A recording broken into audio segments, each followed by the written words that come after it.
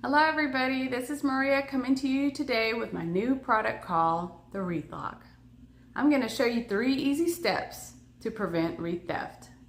First, we're going to take our wreath lock stainless steel wreath hook and we're going to flip it over. Next, we're going to get the wireframe wreath of your choice and locate a crossbar like this one.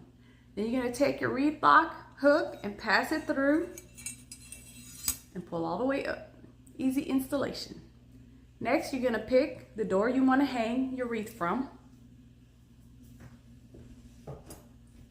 Finally, we're going to close the door. Once we close the door, no one will be able to easily remove the wreath from your door, therefore protecting your wreath investment. It also protects your wreath from blowing off or falling off of your door.